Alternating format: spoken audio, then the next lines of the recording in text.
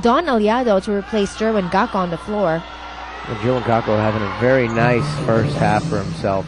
Really a big contributor in this run of Derby Ace. It's cut this lead down to 2 points. 2:52 remaining. And we have here James Yap with the ball up against Ryan Reyes. Jason Castro getting into the passing lane. And they're on the move, full speed. Ryan Reyes evading, just couldn't finish off of that roll. PJ Simon sidestepping, spinning, shooting, making it. He's really dangerous at that range. Great medium range shooter, used his body, created separation, got the easy look. And ladies and gentlemen, we are tied. Jared Dillinger wanting to break that, and this time the white shirts could go for the lead. This will be the first if it happens. They go to Salvador. 15 on the shot clock, a little over 2 minutes remaining in this first half of action. Roger Yap against Alapag. Inside. Rotation. James Yap, 3 for 3. Well, Talking Tex got lucky on that one. That was a late rotation. Jason Castro all by his lonesome. Taking on the defense of Roger Yap. Will be called for this one. Coach George raising both hands up in the air going, that's a foul. And this will give Jason Castro 2 free throws to break this deadlock.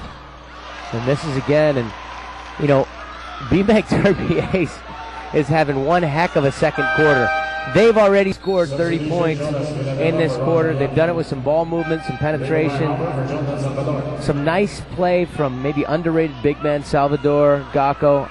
Total team effort in this second quarter. Interesting lineup right now. Jared Dillinger playing the 4 spot, the power forward spot, in a very small lineup for Talking Tex. We'll see how they'll stop this momentum of Derby Ace as we have Villanueva losing Jason Castro there. They go top of the key to Simon. A bit of altercation between Rico Meyerhofer and Jared Dillinger. Ryan Reyes trying to run right through the ball, through the screen that Rico Meyerhofer set. And that's one of the things of Ryan Reyes' game. He's a very physical player, one of the more physical guards, plays hard.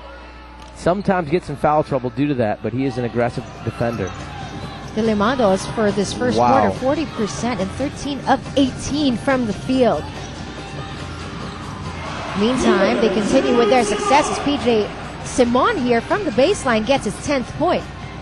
Yeah, well, he just really taking advantage of Jimmy there off the dribble, creating some space and hitting a big pull-up. And Jimmy goes, okay, I'll just make a 4-point play for you to answer. And I was just going to say, that was like the first lead of the BMAC Derby Ace Llamados for Jimmy Alapag to just shatter it with this possible 4-point play. Here, watch the separation. PJ gives him a little nudge, gets some space, and Jimmy at his size, especially after that nudge, can't get up in the air to challenge that. PJ has a wide open look, strokes an easy medium range shot, but Jimmy answers with that 4-point play. Which puts Talking Tex 3 points above Derby Ace with a little over a minute remaining here in the second quarter. Villanueva spots Aliado. He attacks the defense of Ali P. 10 on the shot clock. Alapag trying to cover right here. PJ Simon with the spin, and referee says no mas. Again, really trying to use that size. You know, BMAC has some scoring guards. PJ Simon is probably point guard height, but he's really a 2 guard. He's a great scorer, tremendously athletic and good at that range, trying to back Jimmy down towards the paint, see if he can get another look over him. Villanueva from that sideline inbound play with only 9 seconds to go goes to PJ Simon, still up against Jimmy Alapag. He goes baseline, he'll fade, he'll get the basket and the foul.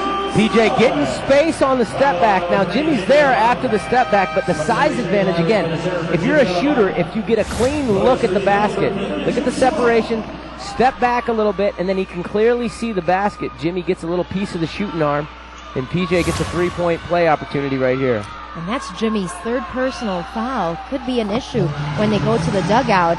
13 points right here for PJ Simon. 13 of this 53. We are tied at that. Last say could still go back to the BMAC Derby Ace here in this first half of action. Oh, 3-pointer attempt right here. No go for the blue shirts. Villanueva in control. They go to James Yap. Lots of time remaining, but he attacks and the ball slips away, tapped off by Jason Castro. Let me ask you something, Patricia. Watching this first quarter, did you really think, even watching the mood and the feel of the BMEG bench, did you really think that BMEG might be able to go into this halftime break with the lead? It was heavy. And looking at how they were in that first half, it really felt like, you know, everything was weighing heavily on them. They were really feeling the injury, especially against a tall, athletic, and fully loaded Talking Tex Tropang Texers.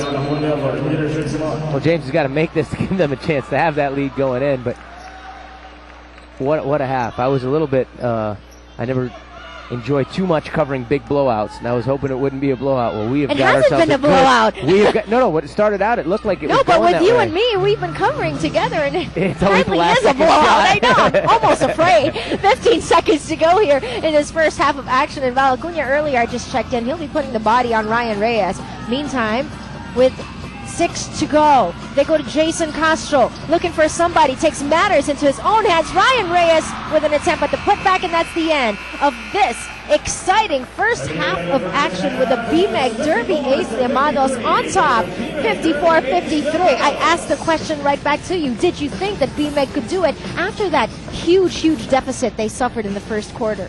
Talent-wise, yes. Body language, no. I didn't think they were feeling it, but they chipped away. Coach George used 4 timeouts, and his guys responded. They now have the lead. Well, one of the people that responded is PJ Timon. Let's send it over to Mika. Thanks, Patricia. PJ, maganda yung naging simula nila, no? Pero napansin ko nung second quarter, biglang lumabas yung team effort nyo, naglabasan yung laro ng mga teammates mo. Naka-recover talaga kayo nung second quarter? Dahil kasi sa defense namin, so sobrang kailangan talaga namin i-contain yung mga small guys nila dahil sa mga small guys nila nanggagaling talaga yung mga points nila. Okay, sa second half siguradong bantay sarado ka, bantay sarado si James Yap. Ano kayang plano nyo dyan? Marami namang ibang guys na pwede mag-step up eh. Hopefully, ganun pa rin yung effort namin sa second half. Maraming salamat. Thank you. Patricia and Coach Alex will break down the stats when we return only here on Solar TV.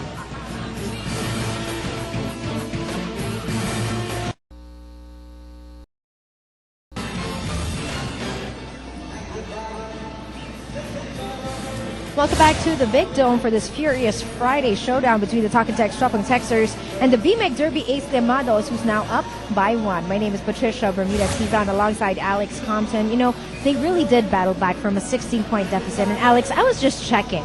They were down by 16 in the second quarter. Yeah, I mean, that's just a tremendous rally. And they did it with offense. They did it with some decent defense. But really, it was more than anything else.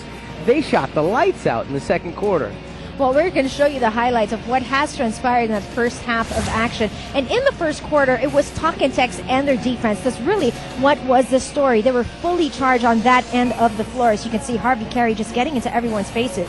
Yeah, well, he creates the turnover, causes problems. You see right there, good pressure on the ball on James. Oh, another turnover by KG. Leads to a breakaway here for Jason Castro. Few turnover points early for Talking Tex. 9 in the first half, doing a good job defensively to start in that first quarter. They had 7 of those 9 turnover points just in the first quarter alone. And of course, it was Talking Tex that really did a lot of the damage there, limiting BMEG to only 18 points in that opening quarter. In the second quarter, though, this is where things changed. And leading the charge was not just James Yap. He's always consistent. Of course, you're going to get other players such as PJ Simon, who will lead the charge. He's a scoring apostle, by the way. Well, he did a nice job of living up to his name.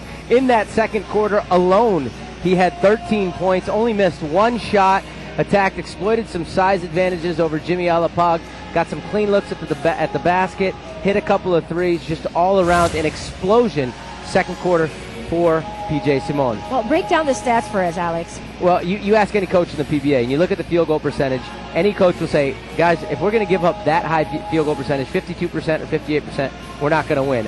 If this is a shootout, I mean, it's just a straight shootout. Kaya ang baba ng mga rebounds natin kasi halos lahat pumasok. So there's only 36 total rebounds in this game. Talking Tex doing a nice job moving the ball, 14 assists, and getting out and running on the fast break. But it's BMEG. They're shooting almost 60% from the field. I mean, they are on fire. And like I said, it was big here in the second quarter where they really also were the ones that led the charge by James Yap. Jerwin Gacko also was part of that fray, scored 6 big points, especially when they needed it most. Yeah, between Jerwin and PJ, they have 19 points right there in the second quarter alone. And how about this? They scored 18 points in the first quarter, BMAC Derby Ace. 36 in the second quarter alone. So just a complete explosion. Let's see which team shows up in this third quarter. Is it going to be the team that scored 18, the team that scored 36? And what defensive adjustments will both coaches make to try to cut down on their opponent's field goal percentage? Well, starting the second half of action, we'll have PJ Simon along with James Yap, Roger Yap, Don Aliado, and John Dan Salvador, who was the recipient of some great passes inside. And for the blue shirts, we'll have Ryan Reyes, Kelly Williams, who also scored big for the Talk 'N Text Tropang Texters, who's got 12 points. Jared Dillinger, also one of the more active hands for the blue shirts, joined by Larry Fonacher and Jason Castro. Another small lineup again for Talk 'N Text. Kelly Williams playing the center and Jared Dillinger playing the power forward. That small lineup was the same lineup that BMAC got the advantage against. Don Aliado trying to uncork a long bomber there to no success. They do have the lead 54-53, and a good stop right there by the white shirts. They go to PJ and Roger with a spin and a block right there by Reyes. Well, it looked like it was going to be a good little give and go. Ball got fumbled, and Ryan Reyes, always hustling back in the play, comes up with a good block. Salvador.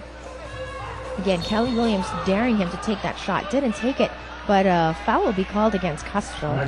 Yeah, earlier in the first half, we saw Jerwin Gacko dared by Harvey Carey to take the same shot, and Jerwin knocked it down. And actually, John Dan Salvador has that shot in his game, but just being patient early on in this possession.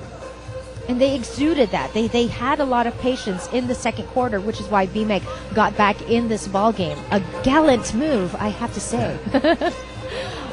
Nice hook right there by Aliado. Well, that's definitely a post mismatch. You know, Jared Dillinger is a scrappy defender, but Aliado is a veteran post player with nice touch and footwork around the basket. Passing of Talk 'N Text, always astonishing to see, but Don Aliado right there. You see the mismatches on both sides, Patricia. Don Aliado attacks Jared Dillinger in the post and scores. Jared Dillinger attacks Don Aliado off the dribble and gets fouled and gets 2 free throws. So an interesting matchup at that power forward spot right now for both teams. Makes his first free throw of the night. Helping in the cause of Talk 'N Text to get to the top of the standings. They're at 5-1, right behind the San Miguel Beermen. How about starting out 5-1 without Reyna Del Deo Campo and Ryan Reyes being injured? Well, tell us what you think on our Twitter. PBA at PBA on Solar TV. That's our Twitter account, so make sure you guys follow us and tell us what you think. I mean, of course, this is already the best start of the Talk 'N Text Tropang Texter since 2004, and this is the worst start for the BMAC Derby Ace Llamados since 2003. Wow, a tale of two teams right now, but BMAC no way looks like they are 1-5. They are playing excellent basketball. Larry Fonacher on corks, couldn't make it. Here's James Yap. Lead pass, PJ Simon with a stop off the glass and scores. You know, PJ Simon's a tremendous athlete. A lot of people aren't aware. I mean, I played with him before in the Jones Cup. He used to dunk the ball, put it between his legs, and dunk it with 2 hands behind his head. He's an exceptional athlete who's really developed his outside shot and now is a bit of an offensive powerhouse. Also, Jared Dillinger showing that he can be one to reckon with and should be the ones that they have to reckon with. Well, again, exploiting that mismatch against Aliado, quickness off the dribble. Not too much defense to start this third quarter either. We talked too much about it, they said, in the first half. Here's James Yap. Oh, look at that. Just shadowing him all throughout. Ryan Reyes, though, called for this one. And that's going to be number 4 on Ryan Reyes. I think this has been the problem, too. I mean, Jimmy Alapag is riding the bench. He's got 3 personal fouls to his name, and now Ryan Reyes has 4.